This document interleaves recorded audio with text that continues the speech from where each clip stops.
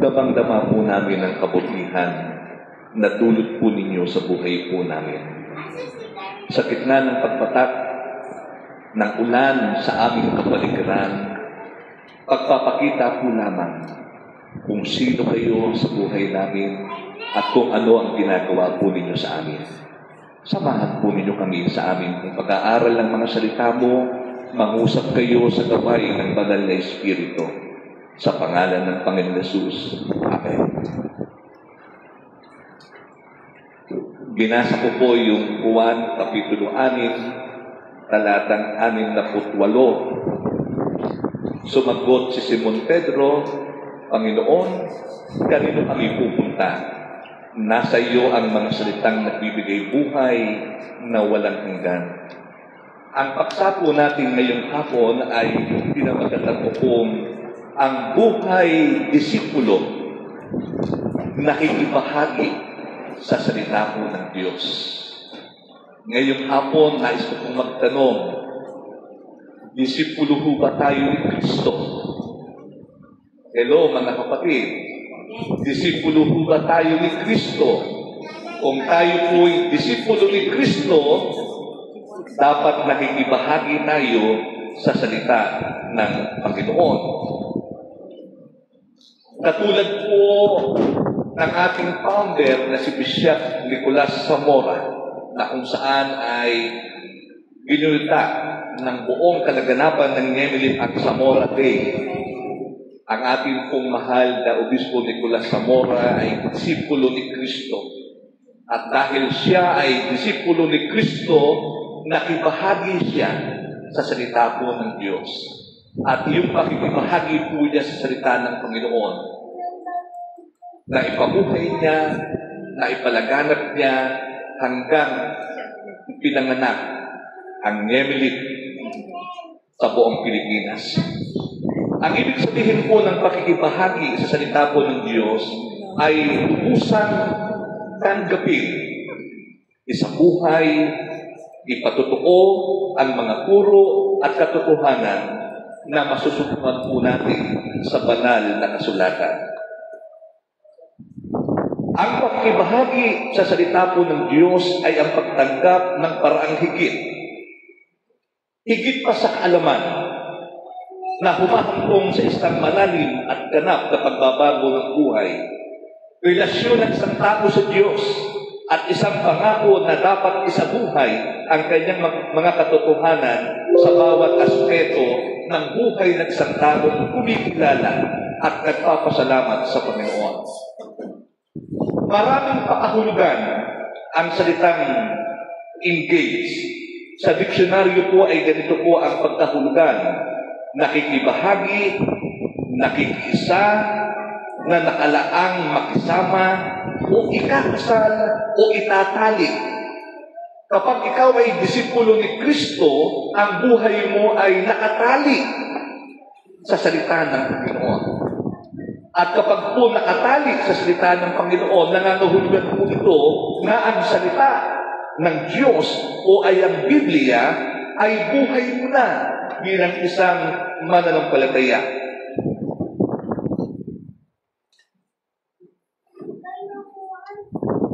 Ang pakikibahagi po sa salita ng Diyos ay isang pangunahing aspeto ng pagiging disipulo na nagpapahiwatig ng malalim na pangako sa pag-unawa at pagsasabuhay ng mga puro ito.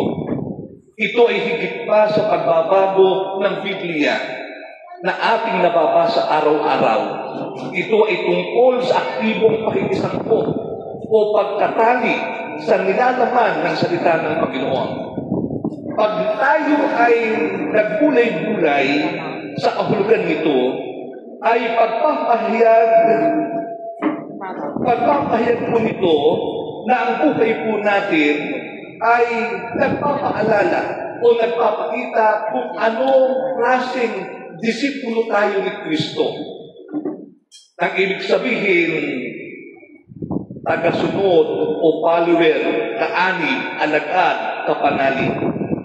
Ang Biblia ay kinasihan po ng salita ng Diyos na nag-aalok po ng patnubay.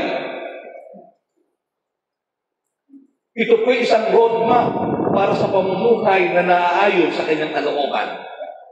Ang Biblia ay sandata ng mga mananampalataya.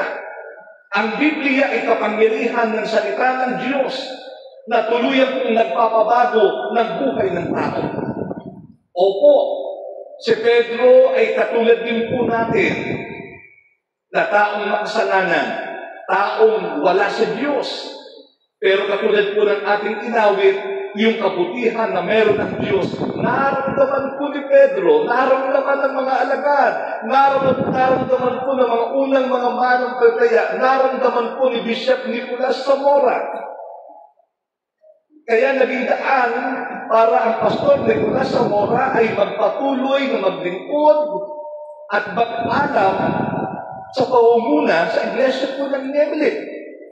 Alalahanin po natin ang panahon po yun, ang Pastor Nicolas Zamora po ay pastor sa St. Paul United Methodist Church, isang malaking simbahan pong Methodista sa dako po ng Tondo. Subalit may mga ilang mga kababaihan at kalalakihan po doon na umalis sa Iglesia Metodista at napakiusapan ng Pastor Nicolas Zamora na pangunahan sila, alalayan sila sa larangan po ng paglilingkod at pananampalataya. Doon nagpasimula ang Iglesia ng ating minamahal, ang Nemelit. Kaya po ang Nemelit Cathedral, yun po ang isa sa mga pamunay iglesia na itinayo ng Pastor Nicolas Zamora noong kapanahunan po niya. At masasabi ko po, ang katedral, napakalaki kumpara po sa St. Paul United Methodist Church. Ano ang punto? Ang Pastor Nicolas Zamora, ipinamuhay po niya ang kapangyarihan ng salita ng Biblia. Si Pedro ay ipinamuhay po niya ang salita ng Panginoon. Sa makatwid, si Pedro at ang mga alagad, sila ang mga unang disipulo ni Kristo. At dahil disipulo sila ni Kristo, nung tanungin ng Panginoon Yesus si Pedro, naging bukang bibig po ni Pedro ang sagot. Panginoon, kanino pa kami pupunta? Nasa iyo ang mga salitang nagbibigay buhay na walang hanggan. Bakit kami aalis? Bakit kami hihiwalay? Bakit kami tatalikod? Kung saan ka man pumaroon, doon kami pupunta. Bakit? Sapagkat ang kabutihan na meron ng Diyos nadama ni Pedro at ng kanyang mga alagad. Kapag nadama po natin ang totoong kabutihan na meron ng Diyos, pinatawad tayo, pinagaling tayo sa ating mga karamdaman, tinulungan tayo sa panahon na tayo nahihirap, sa panahon na nangangailangan tayo, nadama natin kung gaano kagaling, kung gaano kabuti ang Diyos, iyon ang magtutulak sa iyo para hindi bumitaw sa paglilingkod. At lalo kung idepende ang buhay mo na ang Biblia ay totoong makapangyarihan sa buhay ng mga mananampalataya. Pwede bang palakpakan natin ang Panginoon ngayong hapon? Tanong, bakit mahalaga sa isang disipulo ang pakikibahagi sa salita po ng Diyos? Sapagkat ang pakikibahagi sa salita ng Diyos ay, una, nagdudulot po ng pagbabalong anyo. Tingnan po ninyo yung mga katabi po ninyo. Nabago po ang kanilang larawan. Dati po mga mababagis yan. Dati po mga matatapang yan. Dati po,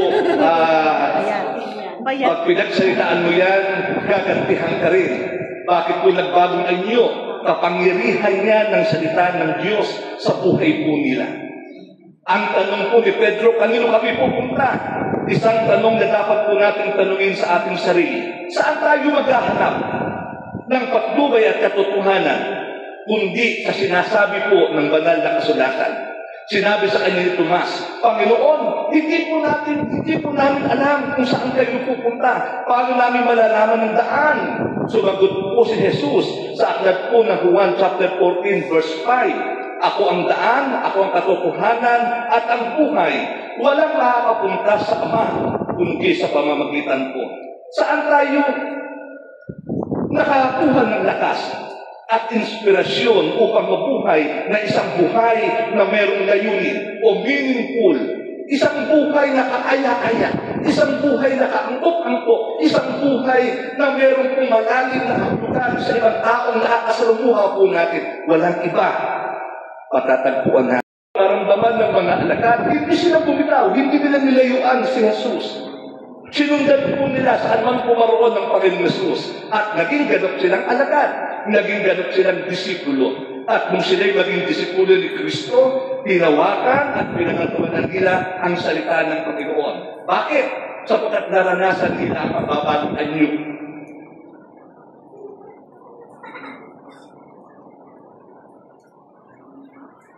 Dahil dito ang Panginoon Jesus bilang logos o salita, may kapangyarihan magbago ng buhay. Has the power to change life. Bilang logos, Jesus ay kumakatawan sa pagbabago ng lipunan. Lipunan, kinabibilangan ng mga tagasunod o disipulo ni Jesus. Ang pagbabago ng buhay po ni Pedro at ng mga alagad ay tinawag po ni Jesus mula sa pagiging mangingisda patungo sa pagiging mangingisda ng mga tao. Isang katibayan ng pagbabago ng buhay na naayon sa sinasabi ng ating Panginoon Jesus. Ang tawag ko po doon, level up. Hindi hinayaan ng Panginoon na manatili pong mangingisda si Pedro at ang mga alagad. Nung naging totoong disipulo sila, naging mangingisda ng mga taong lalapit sa ating Panginoong Jesus.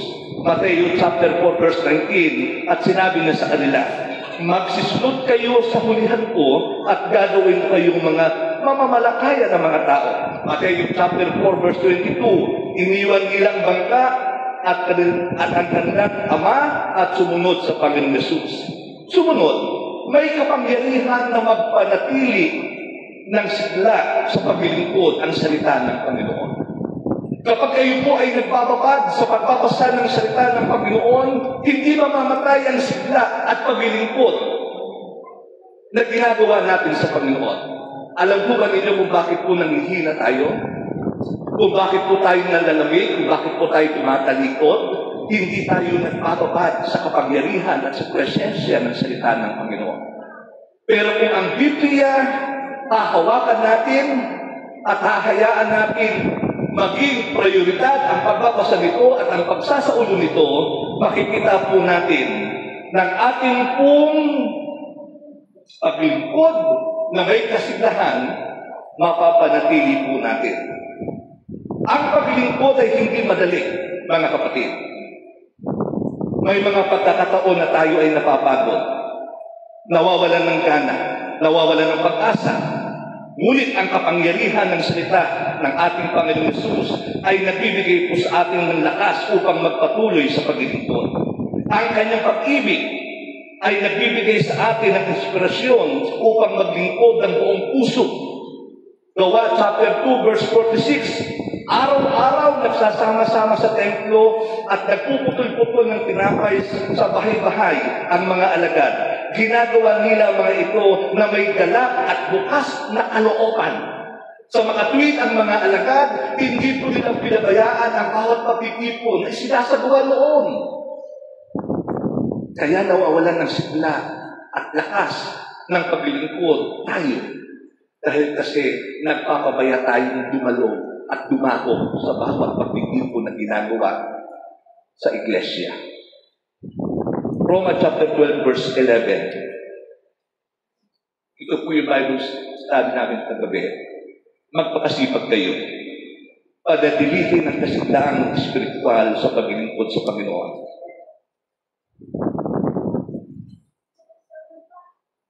Bakit mahalaga po ang disipulo na nakikibahagi sa salita ng Diyos? Sapagkat, pangalawa, nagpapaningas po ng pananampalataya ng iba. Nagpapaningas po ng pananampalataya ng iba. Mga kapatid, tingnan mo yung katabi mo. Nararamdaman po ba ninyo yung kanyang pananampalataya? Nagpapaningas po ng pananampalataya ng iba. Okay, pakisabi nga po, kapatid, daluyang ka ng pagpapala. Kahit 3 seconds lang. Kapatid ng Israel, hindi po aksidente na na hindi po aksidente na naging katabi po ninyo si kapatid na Samuel. Niloob po yan ng Panginoon. Okay, hindi po aksidente na naging katabi po ninyo ngayong hapon. Niloob ng Diyos yan. Bakit? Kasi daluyan siya ng pagpapala. Okay, nakaramdaman mo yung init, yung lingas ng kanyang pananampalataya. Yung init at lingas ng kanyang pananampalataya, nagpapaalam po yun. Nagpapaalam po yun ng pananampalataya para sa iba. Kaya po nakaramdaman.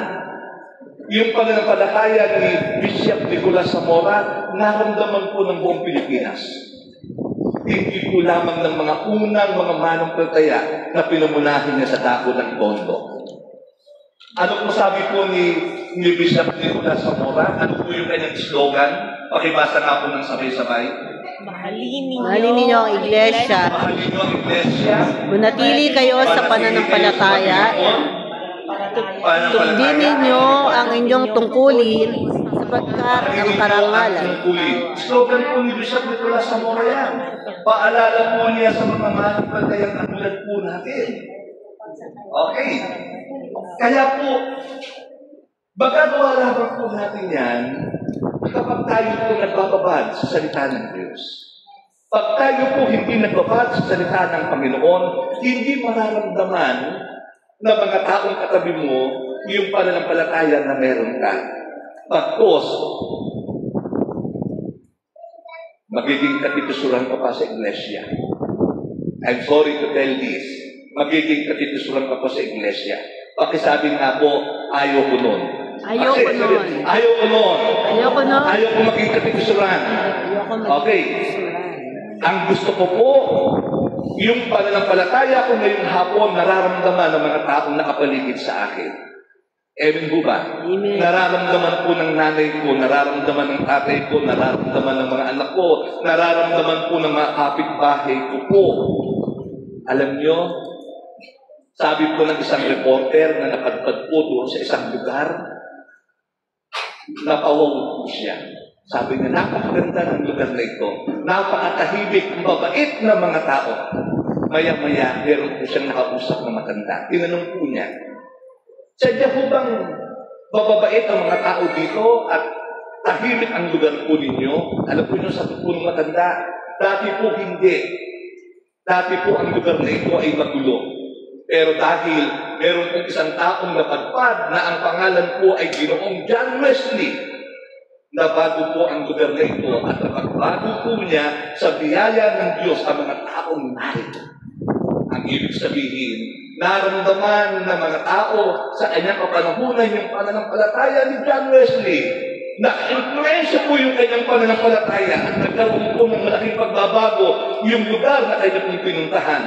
Ang ibig sabihin, huwag kayong pumayag na influensya ng pananampalatayang Kristiyano sa dako ng Valenzuela, Coloong ay hindi po maka-influensya sa komunidad na ating ginagalawan. Yung pananampalataya o pananampalataya po ninyo na nakasalig sa banal na kasulatan, magningas at mag-apoy sa komunidad na ating ginagalawan. Maramdaman po nila yung pananampalataya niya na sa pamamagitan ng ating mga salita, na pagbabago yung mga taong dapat mabago. Sa pamamagitan ng pagpapatong ng ating mga kamay, gumagaling yung mga taong may mga tagay na karamdaman. Ang mga salitang lumalabas sa atin na kapagbibigay ng kapangyarihan at pagbabago sa lipunan na ginagalawan natin. Huwag tayong pumayag na ang Pilipinas, pamuhayan po ng mga baluktot ng mga politikong mamumuno sa Pilipinas. Ipanalangin natin na dapat kung tumayo ang mga manampalataya at manindigan, paniwalaan ng sinasabi ng Biblia na ang tanging makapagbabago ng puso ng tao, walang iba kundi ang salita ng Panginoon. Kaya ako at kayo, daluyan po ng pagpapala para sa iba. Paano po mapagbabago ang puso ng tao kung walang Kristiyanong nanangan at nagtiwala sa kapangyarihan ng salita ng Panginoon? Paano po maaabot ng kapangyarihan ng salita ng Panginoon yung namumuno sa lipunan na ating ginagalawan kung wala pong Kristiyano magiging matapang na tumayo ang pangalan at sabihin ang katotohanan patungkol kay Kristo?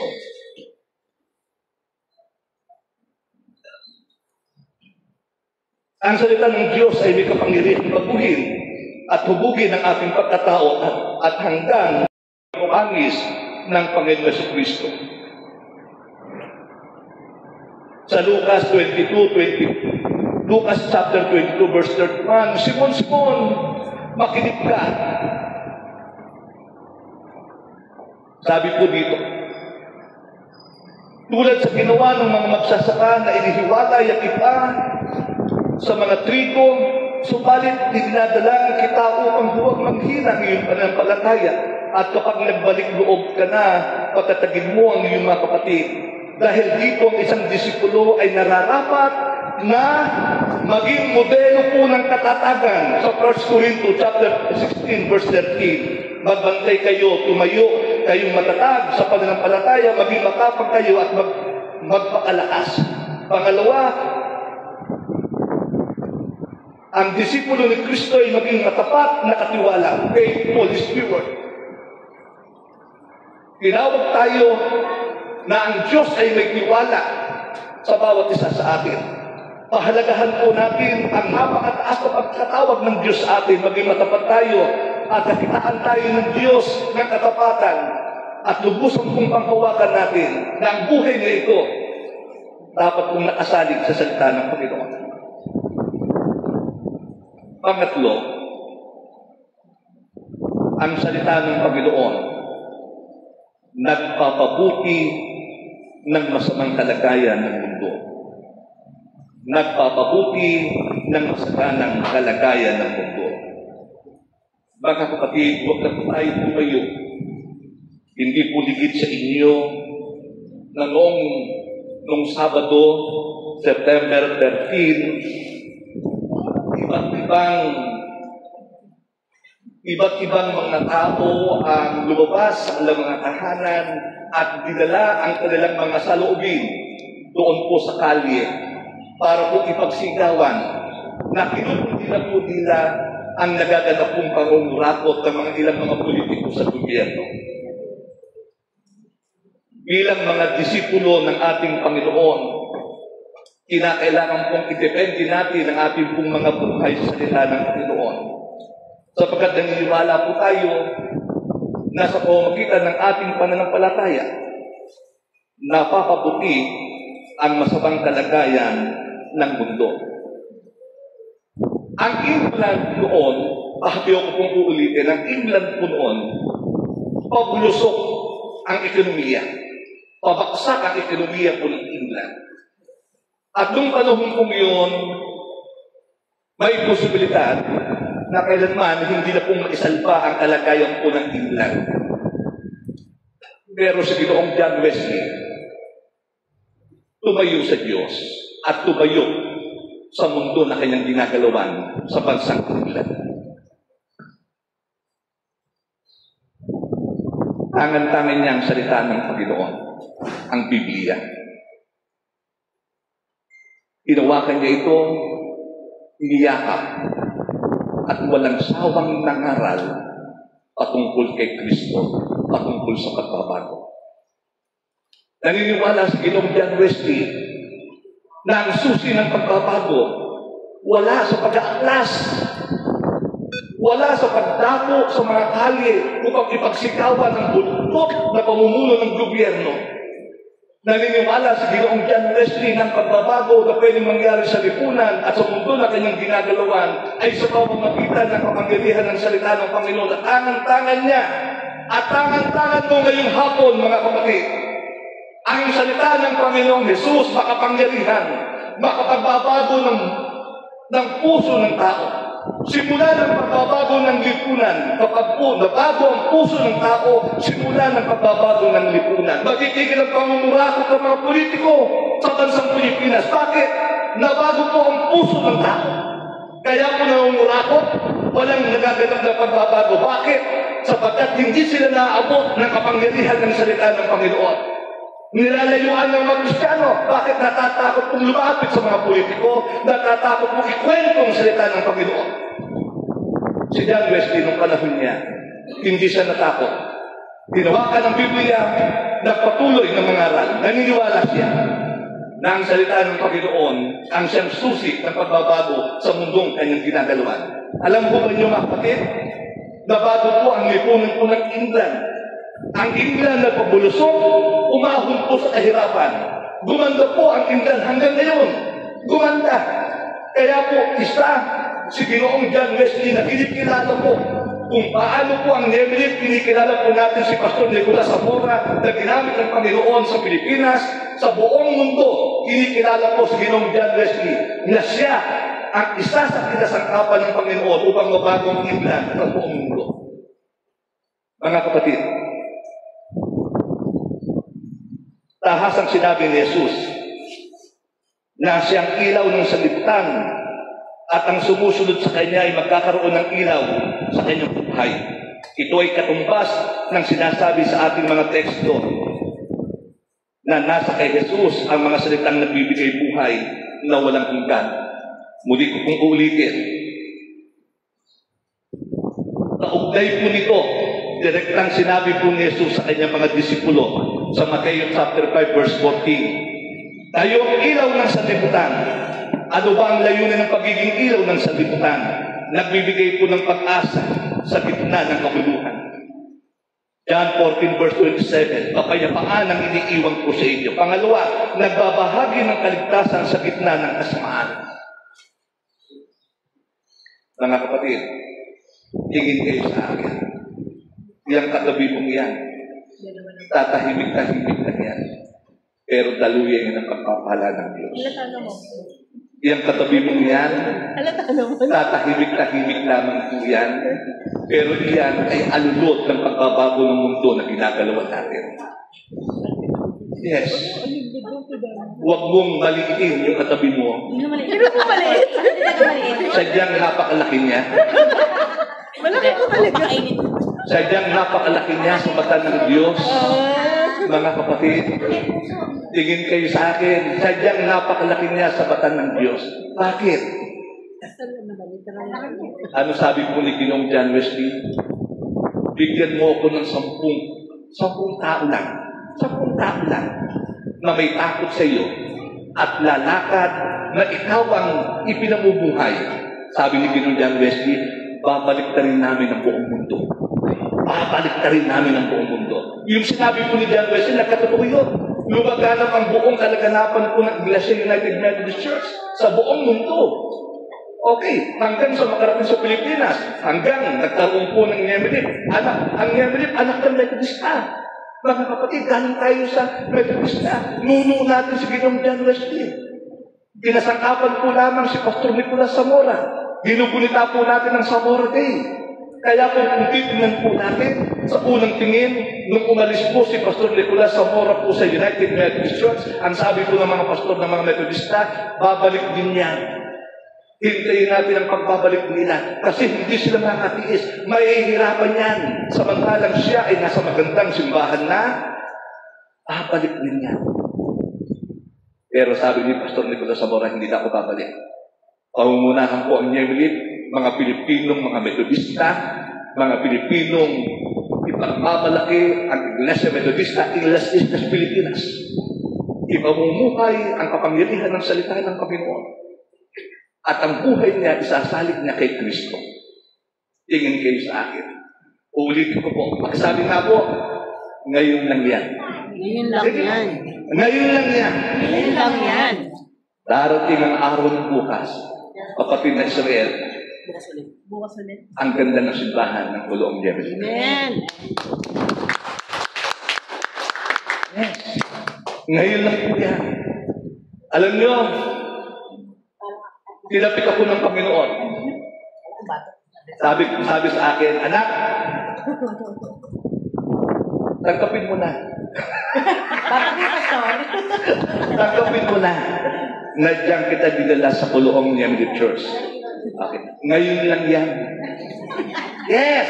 Nung ipinaunawa sa akin ng Panginoon, sabi ko sa Panginoon, tututuhanan po namin. Di ba? Kung ngayon lang po ito, tutuhanan mo na yung pagkalingkod sa Panginoon. Idepende mo na yung buhay mo sa Biblia. Ipamuhay mo na yung salita ng Panginoon. Okay, pakitaas nga po ngayon. Sino po rito sa atin ang may memory verse na 10? Bibigyan ko ng regalo ni Pastora G. Wala ba? Mga kapatid, ilang talata sa Biblia ang kabisado po natin? Ilang talata sa Biblia ang kabisado po natin ngayong gabi? Okay. Mga kapatid, ang totoong disipulo, ang kanyang buhay nakasalig sa Biblia. Kapag nakasalig sa Biblia, minamahal mo ang salita ng Panginoon, niyayakap mo, ipinamumuhay ito, at nararamdaman ito ng komunidad na ginagalawan natin. Next Sunday po, meron tayong Bible Olympics. yung mga kapitbahay natin na hindi nakakaramdam ngayon, darating po yung oras at panahon, mararamdaman po nila. Pag napadaan po sila dito, mapapawaw sila. Wow. Wow, wow, wow. Ang ganda ng simbahan ng Yemen. Sa kulong. Yes. Pwede ba magpabindi? Yes! Pwede Di ba? Yes!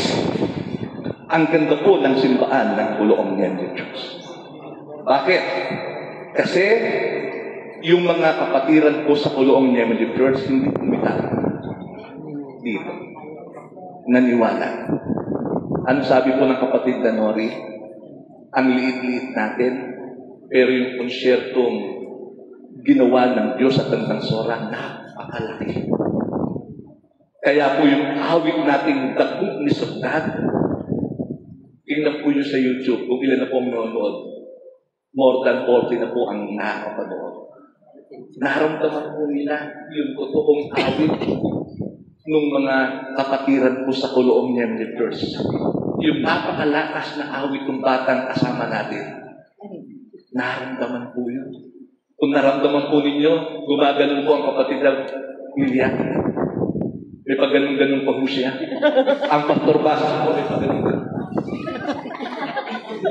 Tapos, ang mga nasa likod ko po may backup. Okay. Magulat kayo. Pagkatapos po ng awit, tumutulo ang luha kay kapatid na Faye, pati kapatid na Mary. Tears of joy. Ako hindi po tears of Bakit? joy, mamatay po. Kabutihan po ng Diyos. Ipinagsikawan natin yung kabutihan ng Diyos.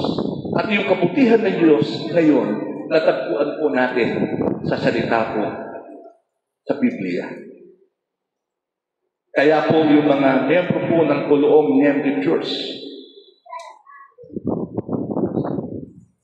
yung mga hindi po nagbabasa ng Biblia dyan, yung mga miyembro po ng Kuloong Yemen Church na hindi po nagsasaulo ng memory verse, paalala po, pumandahan na po kayo sa paniningil ng Diyos. Yes. Magsaulo tayo. Magbasa tayo. Magbabad tayo. Makikita tayo. May epekto po yan sa buhay po natin. Amen ba? Pakisabi nga po sa katabi nyo, simula ngayon. Sige, sabi nyo, simula ngayon. Wala ngayon. Magbababad na ako sa pagbabasa ng salita ng Panginoon. Okay. Pakisabi nga po sa katabi nyo, simula ngayon. Sabi nyo, simula ngayon. Huwag kang a-absent sa linggo. Huwag kang a-absent sa linggo. Purihin po ang Diyos. Isa po mapagpalang hapon sa bawat isa sa atin.